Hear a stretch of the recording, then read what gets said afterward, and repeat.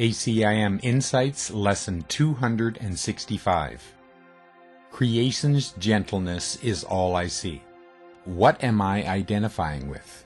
The ego's thought system or the Holy Spirit's thoughts of love and gentleness? The ego thought system is riddled with guilt. Guilt always goes hand in hand with belief in separation. Within the ego thought system, guilt is always projected so that it looks like the guilt lies in the outside world. With projection, there is always fear. Projection makes the world appear very terrible and laden with guilt.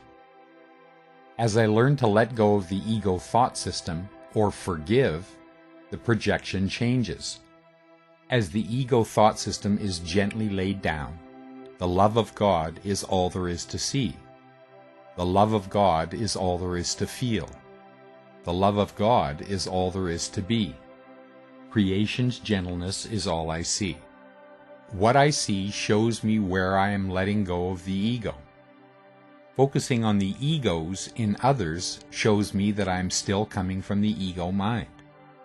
As I practice daily letting those fearful images go, what lies behind these barriers to love will show up. What has always been true will show up. The love of God will be seen once again. If I see anything other than love, I still have forgiveness work to do.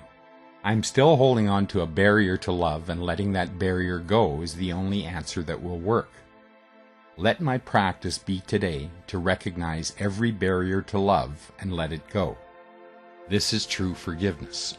Today's lesson is telling me that everything I fear is in my mind alone.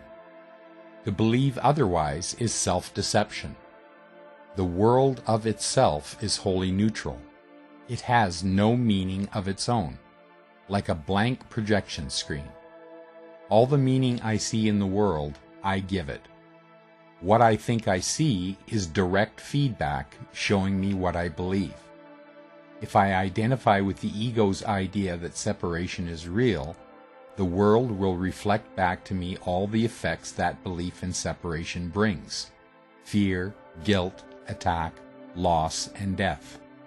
But if I identify with the thoughts I share with God, with the unity of love, the world will reflect back to me creation's gentleness. What I perceive is always my choice. I am never the victim of someone else's behavior. But if I identify with the body, which is the ego's mechanism for making separation seem real, I will always feel that if I'm not a victim right now, I may become a victim in any moment. Weakness and vulnerability are my condition. I must be constantly on alert to defend against seen and unseen forces, whose hidden or not so hidden agenda is to bring about my end. This the ego believes. The frailty of the body proves that the Son of God has been taken from his Creator, overpowered, and no longer shares God's eternity. Thankfully, the body is a dream. It is not who I am, nor who anyone is. As I remember that I am still as God created me, that his thoughts are my thoughts, and I am not a body, I will see creation's gentleness.